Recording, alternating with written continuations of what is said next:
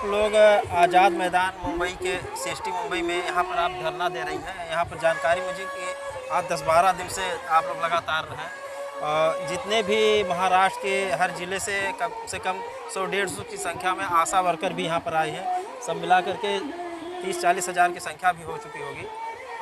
आप लोग की यहाँ क्या मांगे हैं और किस उद्देश्य से धरना दे रहे हैं? आज तो काफ़ी संख्या में। क्या नाम है आपका? माझं नाव संगीता चंद्रकांत साळवे। मी अहमदनगर जिल्ह्यामधून अकोले तालुक्यातून सीटू संघटनेकडून आलेली आहे। दादा, आम्ही जवळजवळ आज 12 दिवस झाले या सरकारला जाग येत नाहीये। 12 दिवसापासून आम्ही इथं बेमुदत संप धरणा आंदोलन करतोय। तर प्रत्येक जिल्ह्यामधून जवळजवळ 500,000च्या संख्येने इथे आशा सेविका आणि गटप्रवर्तक येतात। महाराष्ट्राचे जे लाडके मुख्यमंत्री आहे आणि जे तानाजी सावंत आहेत आरोग्यमंत्री, यांनी ऑक्टोबर आणि नोव्हेंबर महिन्यामध्ये आम्ही संप केला होता आणि त्या संपामध्ये आम्हाला असं आश्वासित केलं होतं की तुम्ही संप मागे घ्या, आम्ही तुमच्या मागण्या मान्य करतोय। तर मागण्या मान्य काय, दिवाळी बोनस मागितला होता, दिवाळी बोनस, आणि गटप्रवर्तकांना 7,000 रुपये आणि आशा सेविकांना गटप्रवर्तकांना 10,000 रुपये आणि आशा सेविकांना 7,000 रुपये, असं सगळीकडे म्हणजे सगळ्या पेपरमध्ये, मीडियामध्ये, टीव्हीला, न्यूजला सगळीकडे असं जाहीर केलं की मागण्या मान्य केल्यात। आणि याचाच फायदा घेत आमचे जे आरोग्य मोठे मोठे मेडिकल ऑफिसर असतील, DHO असेल, THO असतील, यांनी आमच्याकडनं ऑनलाईन पद्धतीचे सगळे कामं करून घेतले। कारण गावपाड्यावर ज्यावेळेस आम्ही जातो त्यावेळेस असं बोलतात की हा आता तुमचं मानधन वाढलंय, 15-15 हजार रुपये मानधन तुम्हाला शासनाने दिलंय, मग तुम्हाला कामं करायला काय अडचण आहे। तर ह्या गोष्टीचा फायदा घेत आमच्याकडनं त्यांनी ऑनलाईन कामं सगळे करून घेतलेत। पण 2 महिने उलटून गेले, 3 महिने उलटून गेले, मुख्यमंत्र्यांना काही जाग नाही, त्यांनी दिलेला शब्दसुद्धा त्यांना आठवत नाही, हवेत गोळा मारतात हे। दुसरी गोष्ट, 9 तारखेला त्यांचा वाढदिवस होता मुख्यमंत्र्यांचा। या अनुषंगाने आमच्या जी सीटू असेल किंवा जी आमचं कृती समिती आहे, महाराष्ट्र राज्य कृती समिती आशा सेविकांची, तर आम्ही असं ठरवलं की आता या शासनाला आपण जे झोपलेलं शासन आहे यांना आपण उठवायचं आणि आपल्या मागण्या मान्य करून घ्यायचं। मुख्यमंत्र्यांच्या दिवसाचं औचित्य साधून आम्ही त्यांच्या वाढदिवसाला शुभेच्छा देण्यासाठी गेलो। शुभेच्छा देत असताना वाटलं की रिटर्न गिफ्ट आम्हाला आमचे मुख्यमंत्री आहेत ते देतील। जन्मदिन पे हार्दिक शुभकामनाएं देने गए थे, तो आप सोचे कि कुछ हमको गिफ्ट देंगे और रिटर्न वाला गिफ्ट, तो त्यांनी काहीच गिफ्ट वगैरे दिलं नाही। विशेष म्हणजे त्यांनी आमची भेट सुद्धा घेतली नाही, आमच्या शुभेच्छा सुद्धा त्यांनी स्वीकारल्या नाहीत। असं महिलांचं सक्षमीकरण असतं का? महाराष्ट्रामध्ये महिलांना म्हणतात की महिलांना सन्मान भेटतोय, महिला दिन साजरा करतात। कितीतरी ठिकाणी महिला दिन साजरा करत असताना जे चांगलं काम कर्तृत्ववान महिला यांना बोलवतात, त्यांचं औक्षण करतात, एक कागद देतात आणि फक्त हे जे सरकार आहे आता फक्त कागदोपत्री दिसते की चला आलेत तुम्ही, दिलं प्रशस्तीपत्र, पण महिला सुरक्षित नाही आहेत। महाराष्ट्रातल्याच नाही, पूर्ण देशभरातल्या महिला सुरक्षित नाही। निर्भयाचं प्रकरण असेल, अजून कोपर्टीचे प्रकरण असतील, असे सुरक्षित नाही। त्याच अनुषंगाने 2 दिवस आम्ही मुख्यमंत्र्यांकडे थांबलो, पण त्यांनी आम्हाला भेट दिली नाही, आमच्या शुभेच्छा स्वीकारल्या नाही आणि रिटर्न गिफ्ट पण दिलं नाही। आम्ही आझाद मैदानावरती त्याच्यात 2 दिवसाने आलो, तर 2 दिवसानंतर आझाद मैदानावर आमचे खाण्यापिण्याचे हाल खूप झाले होते। छोटी छोटी मुलं महिला घेऊन आल्या होत्या। आम्ही तर गावपाड्यावर जातो, लोकांचं आरोग्याचं रक्षण करतो, पण आज आमचं आरोग्य, स्वतःचं आरोग्यच धोक्यात आलंय।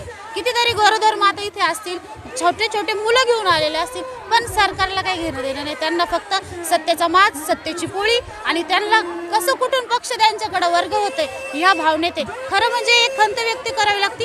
12 दिवस झालेत, रात्र दिवस, ऊन सावली काहीच बघत नाही, धूळ माती काहीच बघत नाही। आमच्या महिला धरणं आंदोलन देऊन अशा बसल्यात ठप्प, पण एकही कुणी प्रशासकीय अधिकारी आले नाहीत, भेटले नाहीत। यांना भीती पण नाही आहे की आज 75,000 आशा सेविका आणि 4,000 गटप्रवर्तक, म्हणजे एका घराला जर 10,000, एका घराला 1,000 घरामागे एक आशा सेविका आहे। प्रत्येक घरात जाऊन ती सांगू शकते की हे सरकार फसवंय, यांना आपण निवडून द्यायचं नाही, पण याची सुद्धा त्यांना भीती राहिली नाही। कारण EVM त्यांना असं वाटतंय की EVMच्या जोरावरती आम्ही यांच्या प्रश्नांकडे लक्ष जरी दिलं नाही तरी आम्ही निवडून येणार।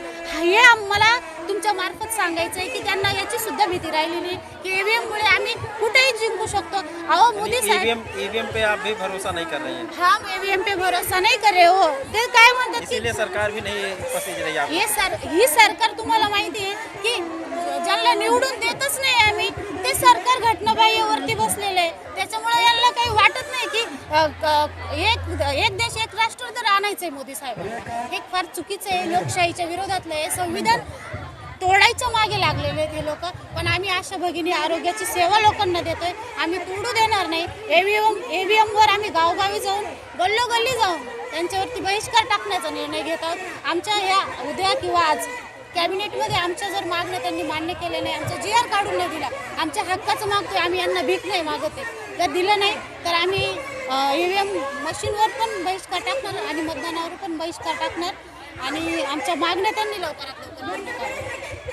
चलिए देखिए दोस्तों, आप बहुत समझदारी से काम लिए हैं कि सरकार EVM पे ज़्यादा भरोसा कर रखी है, EVM से सोच रही है सरकार बनाने के लिए, और इसीलिए हम लोगों की बातों को ध्यान नहीं कर रही है, जबकि इन लोगों के हाथ में बहुत कुछ है। जिस मोहल्ले में जाती हैं हर मोहल्ले को समझाना बुझाना, और आजकल प्रचार प्रसार इन लोगों के माध्यम से अगर सरकार का विरोध करेंगे तो ज़रूर सरकार का नुकसान हो सकता है। चलिए, अच्छा, हम इसी कड़ी में आपसे जानकारी, क्या नाम है आपका? मेरा नाम है रिजवाना शेख, संगनमेर तालुका और अहमदनगर जिला। मैं आशा गट प्रवर्तक हूँ और मैं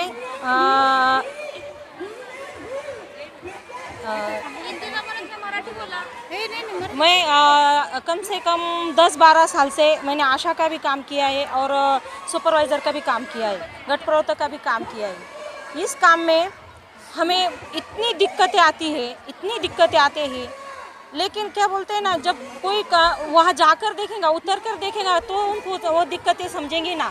लेकिन ये सरकार तो ये हमारे पास आने को ही तैयार नहीं है, क्या काम नहीं रहता है हमारे लिए। हम गट प्रवर्तक को 25 खाते देने लगती है एक महीने में, इसके लिए हमें रोज़ 100 या 150 रुपये का पेट्रोल लगता है। अगर ये हमें 8,000 और 7,000 रुपये पेमेंट दे रही है ये सरकार हमें, ये तो नहीं पूरा होगा, इतनी महंगाई है, 100 रुपये ज़्यादा के पेट्रोल है, अब 200 रुपये का आपका पेट्रोल खर्चा होगा। हाँ। कैसे आप परिवार भी जिलाना, स्कूल की फीस है, तमाम चीज़ें महंगा है। जी हाँ, तमाम चीज़ें महंगी हो गई है। पेट्रोल के भाव जब 40 या 60 रुपये थे, अब हो गए 120 रुपया। हम कैसा करेंगे, कितना पेट काटेंगे और कितना पेट कटवाएंगे ये सरकार?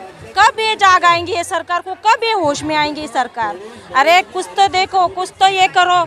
इन लोगों को हमारी आशा, हम गट प्रवर्तक महिलाएं डेली रोज़ एक गांव में जाते हैं, एक गांव को जाना पड़ता है। इन आशा लोगों का हिसाब किताब रखना लगता है, क्लर्क का काम करना लगता है। इनके साथ में जाकर हमें वो जो डिलीवरी हो गई है वो छोटे बच्चे के केयर भी करना पड़ता है। हमारी आशा बहन जी भी बहुत से काम करती है। जैसे ही एक बच्चा ये लेता है, जन्म लेता है और वो सूचना नहीं, जब वो गरोदर माता जो प्रेग्नेंट महिला होती है ना, उसके पेट में जब रहता है ना, एक सांस लेता है ना, तब से उसकी केयर करना पड़ती है। तो वो इंसान की बूढ़ा होके धरनी पे जाए तक, और वो मरने के बाद में भी उसकी जो नाम गाम सब उसका पता सब ये आशा लोग को करना पड़ता है। तो सरकार को हमें इतना ही कहना है कि आप ज़रा सोच समझ कर ये करें, पगार दीजिए, सोच समझ कर ये करिए। आप कैसा हिसाब कर रहे हैं? हमें जो अक्टूबर में हमने जब ये संप किया था, तब उनने GR दिया था आशा सेविका को 7,000 रुपये और गट प्रवर्तक को 6,200। अरे आप स्कूल में पढ़े हुए हैं ना, बड़े बड़े लोग हैं ना, तो आप कैसा हिसाब कर रहे हो? अगर तुम एक शिक्षक को हेडमास्टर को शिक्षक से जब कम पगार दोगे तो हेडमास्टर ही करेंगे क्या?